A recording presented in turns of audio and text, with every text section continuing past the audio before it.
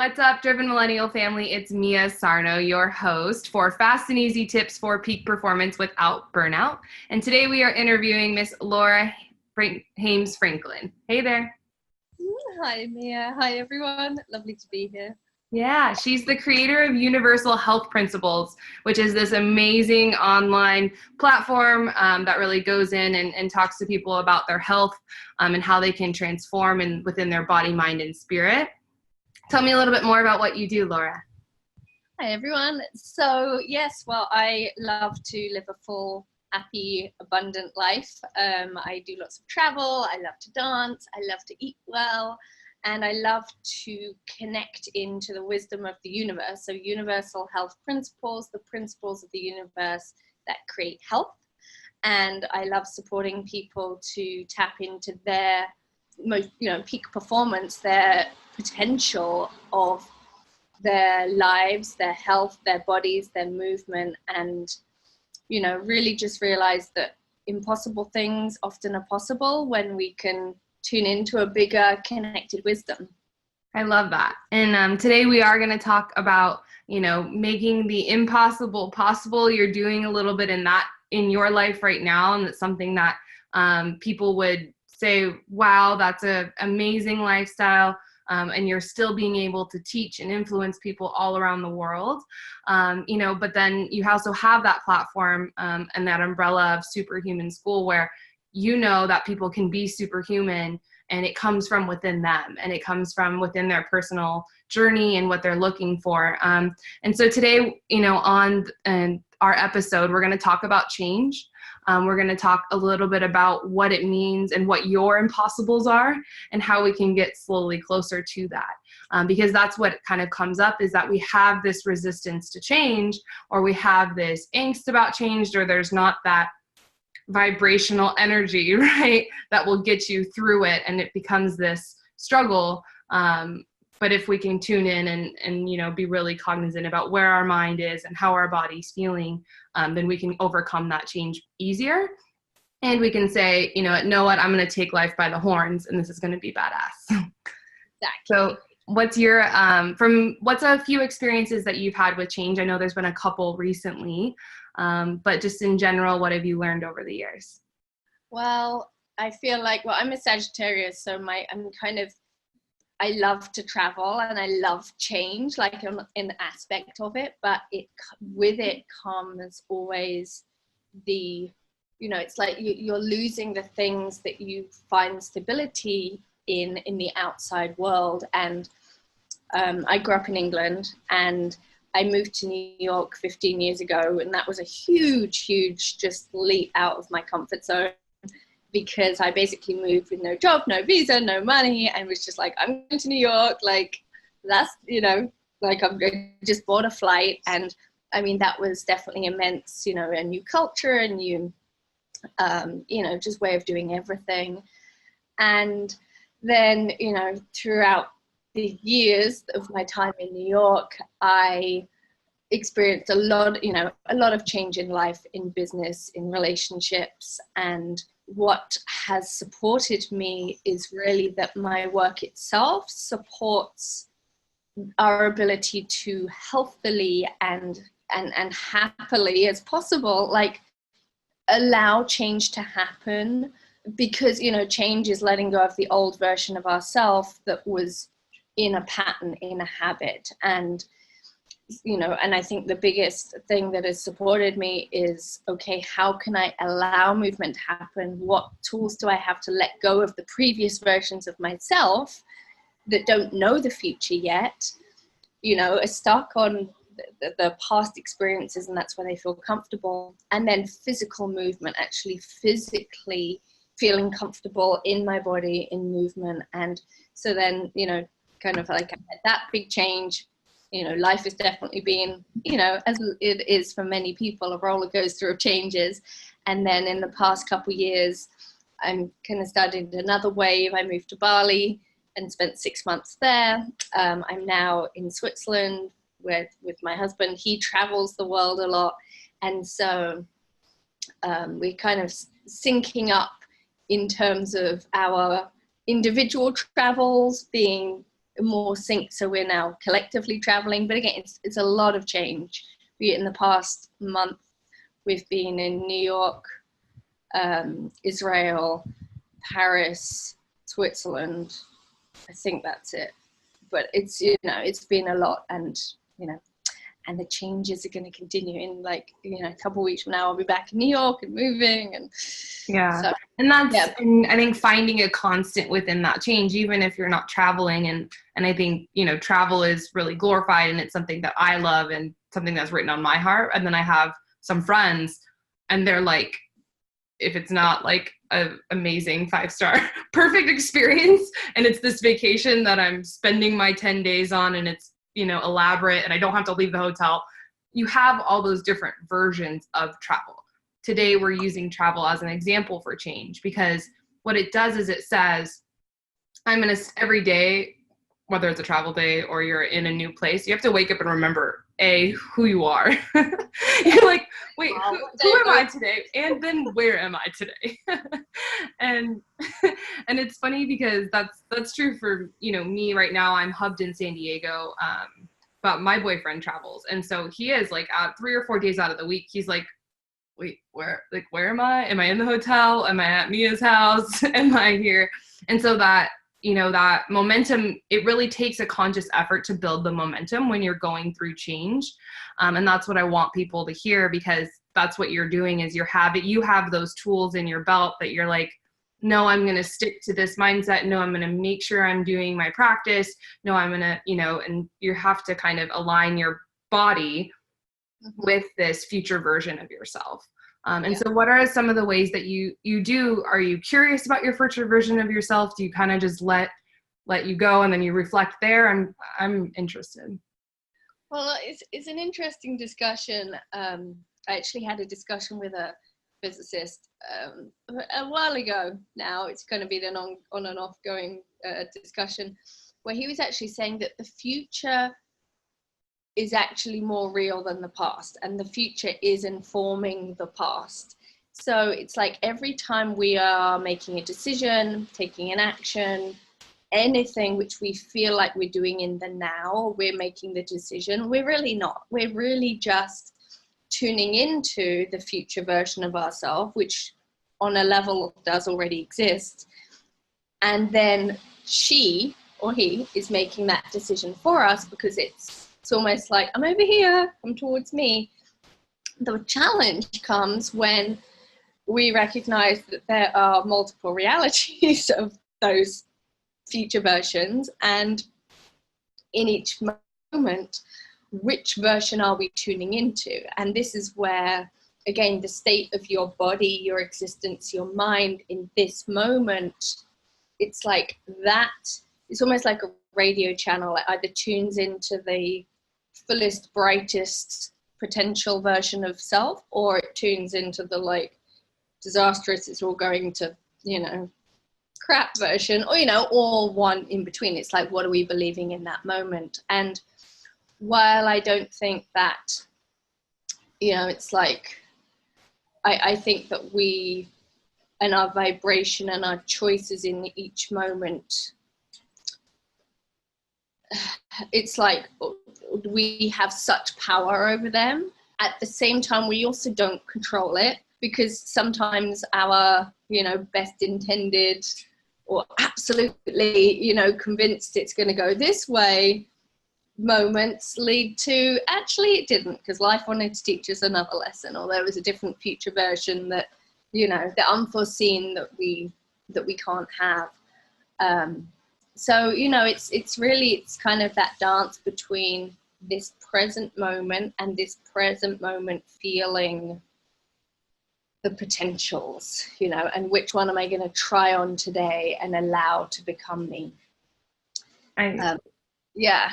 And there's usually like at least 3, right? There's this ideal situation, somewhat realistic situation, and then like your doomsday fear of it all, or some variation, like you said. But it's funny, because I want people listening to this to realize that like that decision making of your mindset like it can be about small changes, right? It can be about the small changes, like we've heard about standing up every 30 minutes when you're sitting at your desk, or choosing an apple versus chips. Like all of those decisions also apply to this.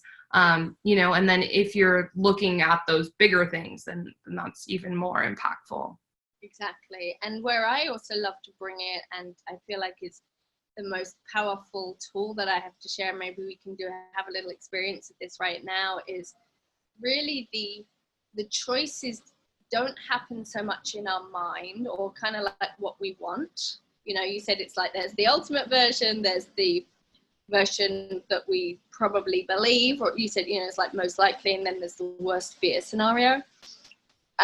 But we get what we imagine, and our imagination is connected to our body. So if we're feeling the fear, even if we try to get the best case or even the middle one, we get almost like pulled into that fear. And no matter how much positive thinking you try to do or choices you try to make, it will still often pull you into the fear version, because it's like that's your body being that like radio antennae. So maybe we can have a little experience so you can feel it. Yeah, I'd love that. Okay, cool. So what I'd love for you to do, and I'm going to do, and everyone who's watching to do, is to think of a scenario where, I don't know, maybe you have something already of like something you want to do, something you're working on, maybe it's the moving house situation, maybe it's a project you're working on, a decision you have to make, something you need to do. And then, you know, just notice this, let's say 3 versions, like, you know, the like worst case, best case, and middle case, and notice which one feels most like it fits, like you believe it, not want it, but kind of believe it. And if you want to, would you want to share? Sure. So after 8 months, my boyfriend and I are finally being able to move into like our loft, and it's been a freaking roller coaster. And it's this big thing for our relationship, right? Because ultimately I'm self-sufficient. And, you know, so worst case scenario would be that like, oh, we try and then we're sick of each other and it's like done. You know, best case scenario is that it's bliss and it's perfect. And we've already communicated enough that I know it's any situation we're going to be able to handle.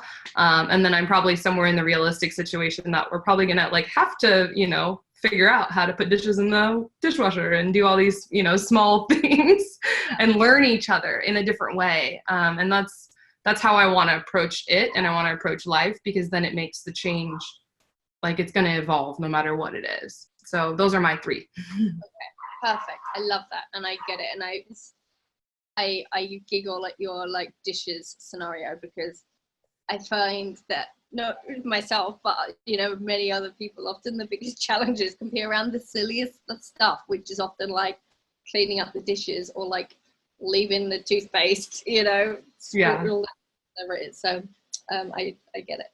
So what we're going to do is we're going to do a little exercise, I guess I will call it, for our shoulders. So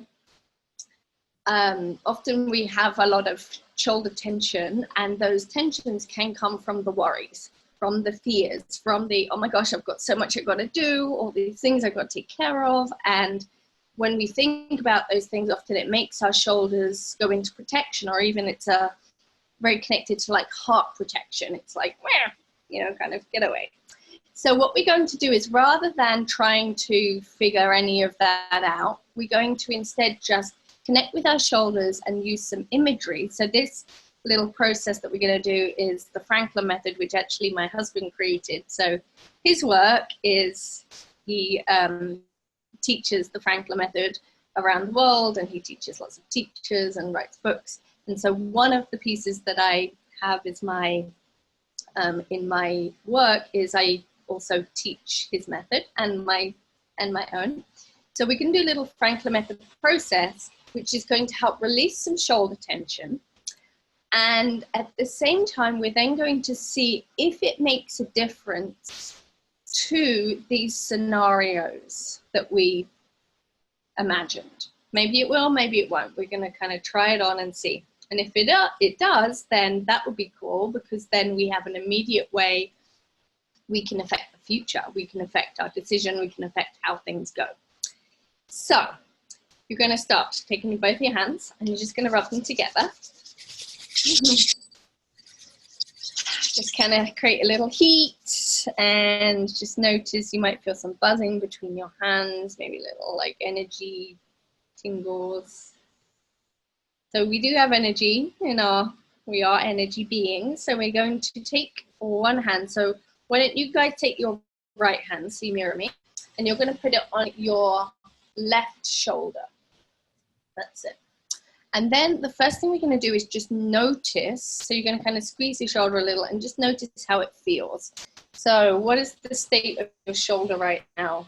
So those of you at home, think about it, and maybe you can let me know, like, how does it feel? Yeah, it's definitely tight. Yeah. Okay.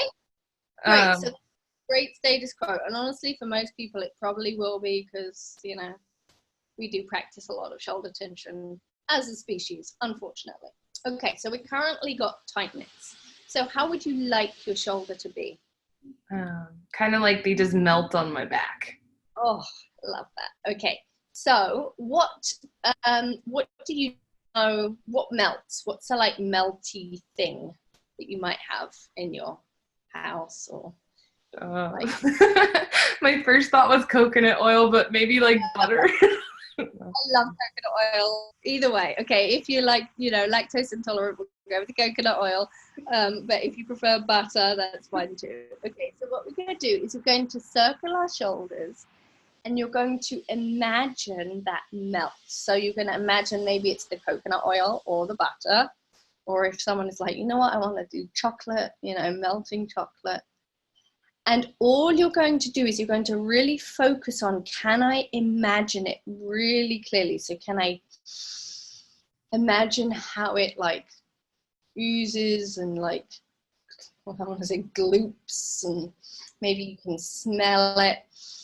And you're going to see if you can almost like imagine your shoulder is full of, let's circle the other ways, full of that melty, like this like rich, luscious, flowing coconut oil. And then you're going to lift your shoulder up and squeeze, and imagine you're like getting your fingers into the, the squelch that it can make. And then slowly down, and just like melt, melt, melt, melt, melt. And let's do that one more time. Lift up and squeeze, squish the chocolate or the oil or the butter. And then this time you're actually going to say just melt, melt, melt, melt, melt. Melt, melt, melt. And then you're just going to give a little tap over your shoulder. Tap, tap, tap. Tap down your arm a little bit. And then a little brush. So just imagine you can just brush off any excess coconut oil or butter. Good. And then you're going to just take a moment and just move my hair out of the way so you can see my shoulders and I can see your shoulders. And those of you who are watching at home, maybe you want to take a look in the mirror. Do you notice any difference between your two sides? Yeah, it's like really intense, right? I can see my little right? Nuts. Yeah. That's pretty. So now you're going to move that arm around and just see, how does it feel to move around that arm? Like how flexible, how enjoyable. Yeah. It was like I was kind of having a hitch earlier when I did this.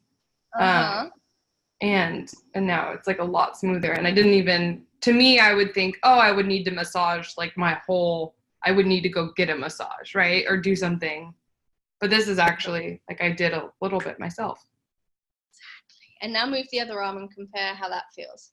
Yeah, that's brutal. Okay, so now, that's crazy. The fact that we just changed that fast and you did it is like miraculous. But here's the next thing that's going to blow your mind.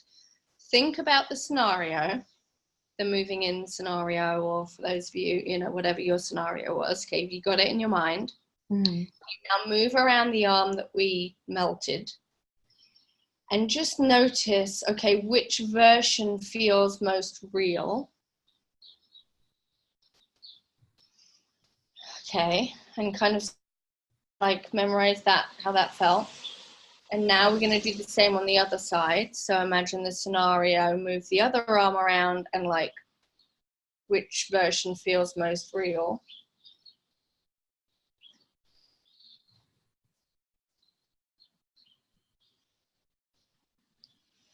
Okay, so what did you notice?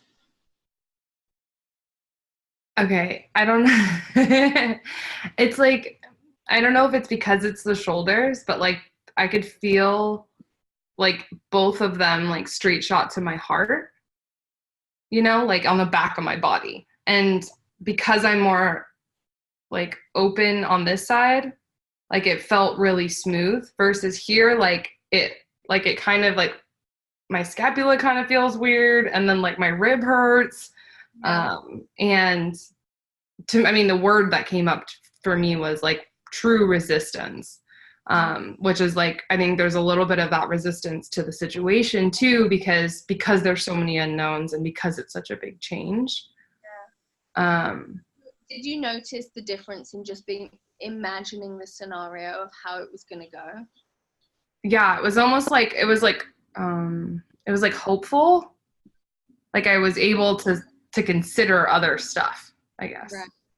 Isn't that crazy? So it's Yeah. literally like our mind, our brain is in our body, and it's how we are feeling now that allows us to tune into, literally, like if you're an antennae and this side is like this geometry and this side is this geometry, you're able to literally conceptualize in your imagination more clearly a scenario that reflects your feeling of smoothness. And this one's going to reflect the feeling of, what was the word you used first? Like, I can't remember. Resistance and like crunchy. Yeah. So let's do the other side real quick so we can balance you out. Okay. So we're going to, so it's very simple, and this time we'll take a minute so we can remember how we did this, so that then everyone, you have this tool forever, you can always use it. And this is one tiny little example of what's possible with just scratching the surface. But basically it's your body and your mind, and those are the two components, and that's nothing outside of you. You have it all now. It's completely free. It just takes a little focus and a little commitment. So the first thing you're going to do is notice your shoulder. Okay, it feels probably a little tight. Then we're going to decide what we want. So we want it to feel melty, smooth, luscious, enjoyable. Then we're going to imagine a picture, an image that supports that feeling. So we imagine melt, and so we imagine what melts, something that you like. Maybe it's chocolate, butter, coconut oil.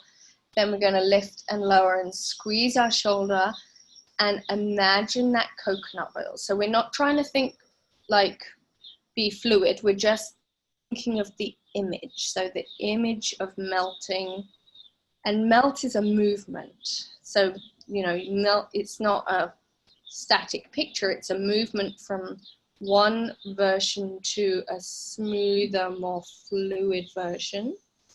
And you can imagine, you can go to even different detailed spots in your shoulder and just say, can you really allow that melt? Can you feel the coconut oil or the butter in between, like in the fascia, in the muscle? Like, just imagine it nice and easy, and then let's circle with that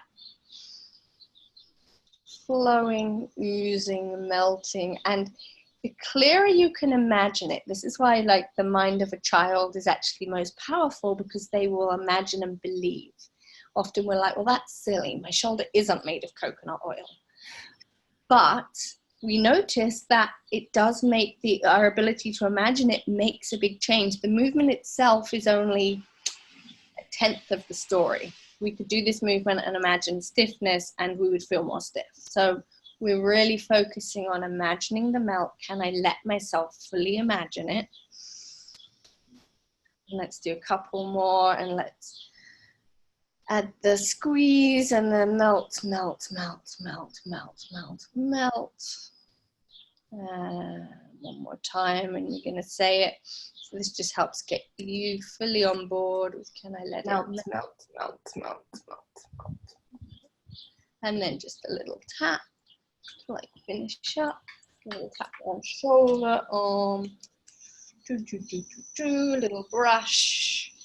And then let's just do a little tap of your chest, just to kind of balance us out. Oh, it's out there.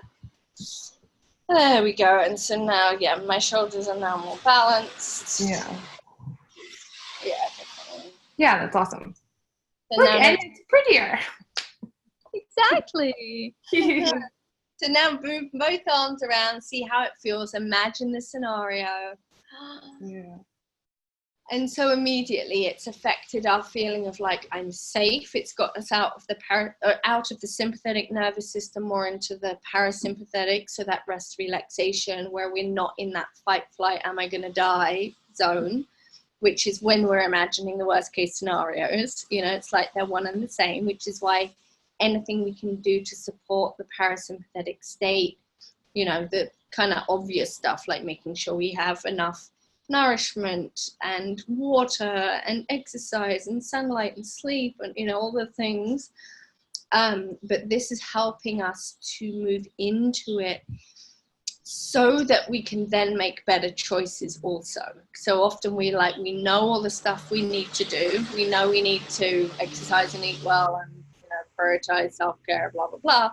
But when we're in the parasympathetic, we don't. We make the choices that follow the like, I don't have enough time, you know, and it's just like a snowball. So this is a moment of like stop, reset, into body, into mind, into quiet, but different from like trying to just meditate and think of nothing, which is not very easy. It gives us something to focus on, and then we can feel it. We can then notice how much it has supported us in this moment, our imagination moving forward, and then it's automatically like ripples into every future possibility. That was amazing. That was delicious and just a great tool and tip for our community. So thank you so much, Laura. And I had no idea your husband was doing that component of it too. So now I totally understand how you guys are circling the globe together. And I'm just so appreciative that you spent the time, you know, with us and the Driven Millennial community, because it's powerful and it's simplified, and that's how you start. You know, and then you take on bigger changes and you get through things and you celebrate that and you start that momentum.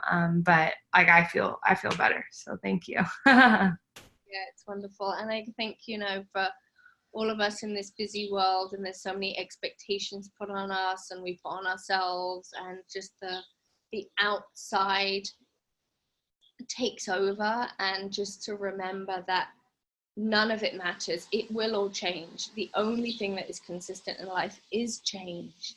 And whenever we're holding on to anything external, we're always going to get the lesson sooner or later that that's not the thing to rely upon. And so if you can make it part of your practice more consistently, to come back inside, to connect to the thing that doesn't change, which is essence, like, yes, your body will change, but the essence of it, the intelligence, that deeper like spirit, you know, that is that's like the eye of the storm, the quiet amidst, you know, the outward whirlwind. And so, yeah, you know, if you want to be comfortable in the whirlwinds, learning to go into that center, into the inner world, it's like that is the key, and then the world can become your home.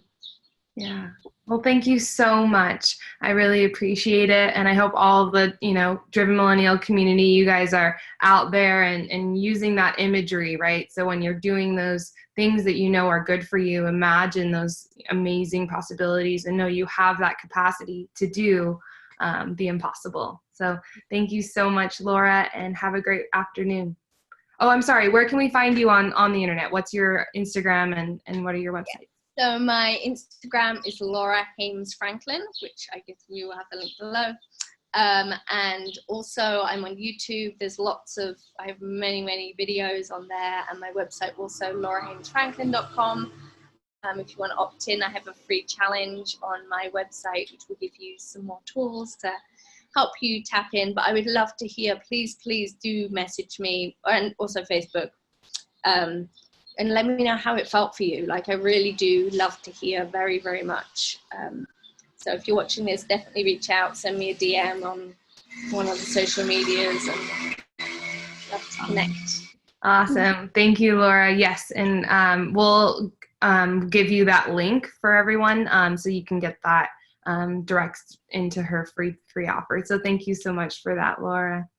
Okay, love. Have fun in Switzerland. We'll see you around. Bye. Bye.